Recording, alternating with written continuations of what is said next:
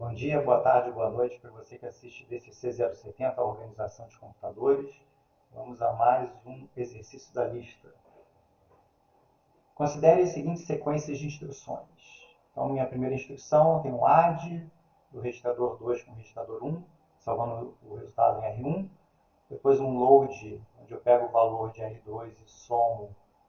Eu faço uma leitura para o registrador R2 do valor contido no endereço de memória dado por R1 mais 0.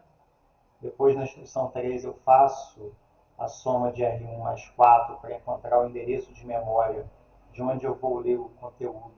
Esse conteúdo vai ser armazenado em R1. E, por fim, eu tenho um OR do valor de R1 com um valor do R2, salvando o resultado em R3. Então, a pergunta, ou item A. Assumindo que o processador implemente o mecanismo de forward, encontre todos os hazards nesta sequência de instruções, e agora assumindo que o processador não implementa o mecanismo de forward, encontre todos os hazards nesta sequência de instruções. Então vamos lá.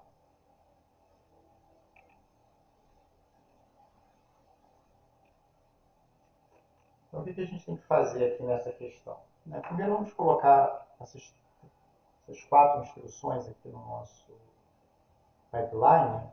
Então eu tenho a primeira instrução, vou chamar aqui simplesmente de I1, que ela vai ser buscada no primeiro ciclo de clock. No segundo ciclo de clock, ela vai ser decodificada e eu busco a instrução 2.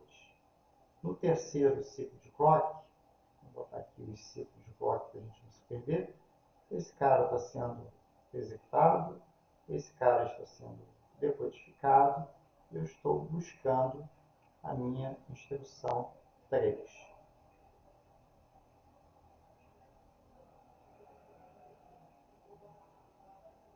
Depois, eu tenho a instrução 4, ela vai ser buscada no ciclo de clock 4, enquanto eu decodifico essa, eu executo essa, esse cara aqui está no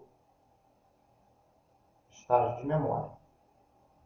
Então, isso aqui seria o andamento normal do pipeline, sem hazards de dados, mas nós podemos ter alguns hazards de dados aqui. Então, o primeiro hazard que pode aparecer é um hazard entre o resultado desta instrução I1, que vai ser utilizado como registrador base por essas duas instruções. Eu preciso que o resultado desta operação tenha finalizado para que eu possa fazer o acesso aos registradores base que vão servir de base para o cálculo do endereço dessa instrução, para que ela possa ser calculada.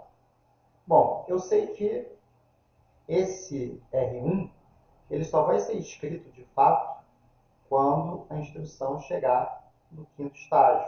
Eu vou fazer o write back, instrução 1. Só que o resultado da instrução já está disponível ao fim do ciclo de execução. E por outro lado, eu sei que apesar dessas instruções lerem os operandos durante a sua decodificação, eu só vou de fato usar esses operandos quando as respectivas instruções chegarem aos seus estágios de execução. O que vai acontecer no quarto ciclo de clock para a instrução 2 e no quinto ciclo de clock para a instrução 5.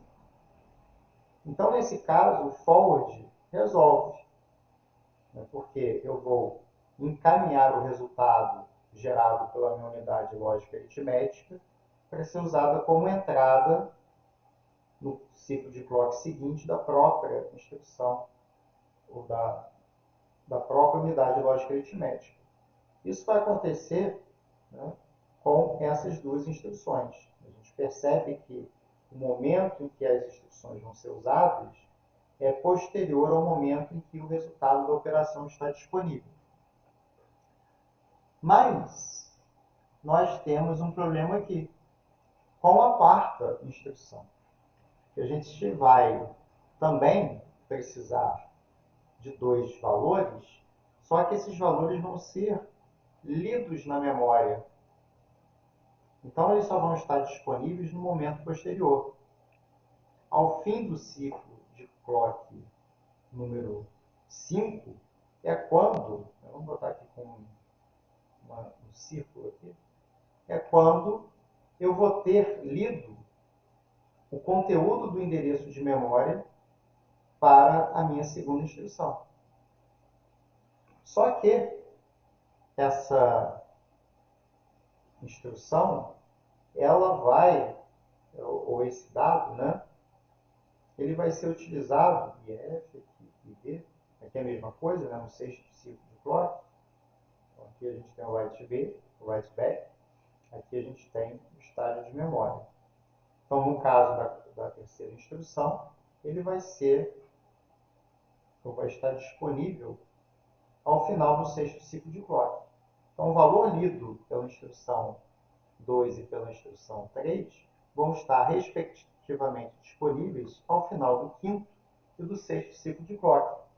Só que, como eu estava falando, esse dado ele é necessário... Opa, eu fiz errado, né? Só que esse dado ele é necessário para ser executado no sexto ciclo de clock. Então aqui, tudo bem.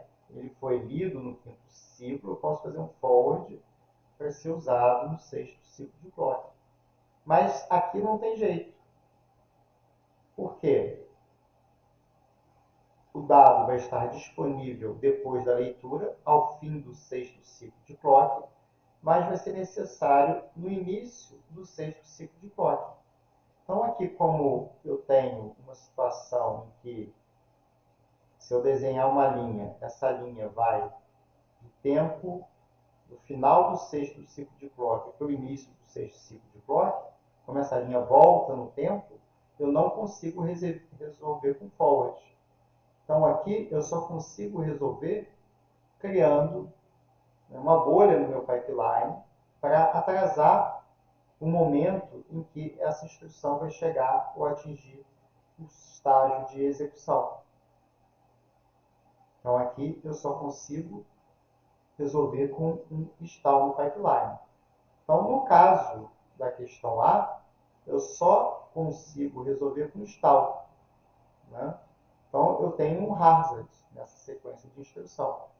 Então, eu tenho um hazard da instrução 3 para a instrução 4.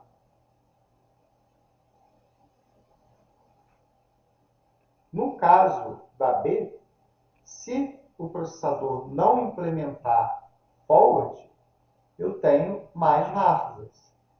Essa instrução não poderia ser executada no segundo estágio, porque eu teria que ler o meu operando no estágio de decodificação, mas ele só seria escrito no estágio write back, no quinto estágio. Então, como essa linha aqui volta no passado, deixa eu fazer até de outra cor, né, para não confundir aqui as coisas que a gente já fez. Né? Vamos botar aqui em vermelho. Então, no caso do B aqui, né, eu vou escrever no quinto ciclo, mas eu precisaria do dado no terceiro ciclo. Então, como eu estou voltando aqui no passado, eu teria um hazard entre a minha instrução 1, eu teria um hazard da 1 para a instrução 2. Da mesma maneira em que eu teria a mesma situação, porque esse mesmo dado seria necessário pela instrução 3. E sem a inserção aqui dos stalls no pipeline, ela seria executada no ciclo de clock número 4. Então aqui eu teria entre também a 1, daí 1 para a I3 eu teria também um hazard. Além né, do Harzard que nós já tínhamos identificado entre a I3 e a I4. Todos esses seriam Harzard que nessa forma aí, né, desse jeito que está aí, seriam verificados no nosso código. No caso da I1 para a I2 e para a I3 em relação ao registrador 1, nós teríamos do I3 para o I4 em relação ao R1. E se a gente for observar aqui, tem mais uma situação, não? Deixa eu ver aqui. Da I2 para I4, né? Essa própria situação aqui também aconteceria, né? A gente tem o dado sendo lido, eu já estava me esquecendo aqui, né?